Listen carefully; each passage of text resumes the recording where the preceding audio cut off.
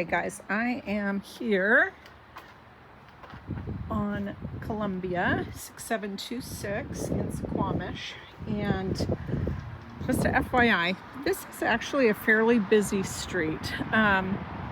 So going into little downtown Suquamish, there's a great restaurant down there. You just go this way, there's a little church, there's a gas station, and so on. It's a very small little town. Going this way, you can get into Paulsbo, but that's the problem. This is like the back way to Paulsbo, so it gets quite a bit of traffic. And what you have here is not a bad driveway, so I think you could actually fit 4 cars in the driveway and maybe one in a lay-by here, but there's really no street parking, so may or may not matter to you from the standpoint of, if you're gonna have guests over. The roof looks a little long in the tooth. For sure it needs to be cleaned. I can't tell the age. If I can look from the upper windows, I will. And I would just say, generally speaking, it really needs to be freshened up on the outside. It's so funny, when Jim and I first bought our very first house, I think we actually looked at one of these 3 houses. They were all being built around the same time. It does look like somebody backed into the garage door. And so there's a little damage here. And why I point out damage is because I want you to take that into account when you're thinking about writing an offer. Spot on the side here where you can keep your trash can, so that's good. And again, decent sized driveway. You could put probably 4 cars in the driveway. I like the covered front porch. Everything feels pretty stable. There's nothing loose or wiggly. Got an outlet on the porch here. Hooks for plants. I don't think anything prevents fencing, so it could be cute to fence it. I will also say that Suquamish is very non-conforming, meaning there's not like a very strict what you can put on a piece of land. And so it looks like to me, the person that owns the lot across the way probably just has a garden, a shed there, a shop. But you're gonna have a lot of mix when it comes to how are people taking care of their property. If there's gas to the house, this is done by propane. There's no natural gas here. When we enter the house, we come onto a vinyl patch right at the front door, which is smart to kind of protect it from the weather.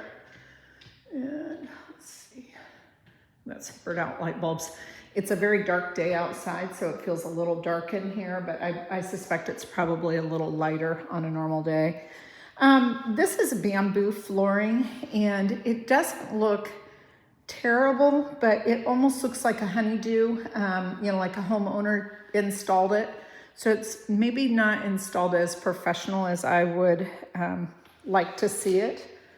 The paint generally looks in good shape on this level. So my guess is a little dining table right here, and then having the living area lean into this space. You can see quite a bit of wear right here, so they probably did have some furniture right in this area. Very nice sized kitchen. So we can get some light on here. There we go. I would probably replace the lighting in here. It's kind of funky. But you can see the gaps.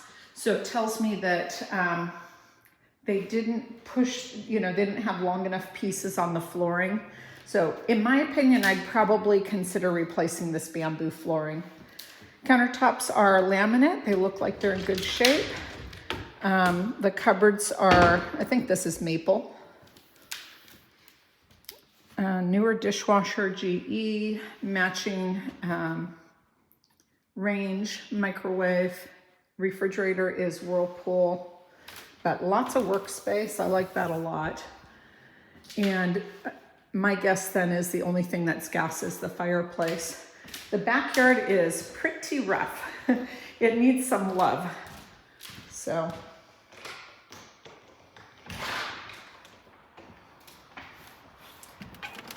they just really didn't do much back here. And actually, it looks like it gets plenty of light, so I think if you wanted to put some effort in this backyard, I think there's a lot of potential. This little patio area is nice. The house needs to be pressure washed. This green is just what happens in Washington because we have those long, dark winters. So pressure washing and then getting some Thompson stain on that would be helpful. So nice first floor. There is a little bit of a pet odor in the house, like a dog odor. Pass-through laundry room, so this is going to take us into the garage. There's a deep sink, washer and dryer hookup, some storage. Again, this house is showing pretty darn dark. I think it has to do with today's weather. It is a long garage, so not only room for a car, but also room for a shop, a workout area. Lots of stuff needs to be taken out of here though.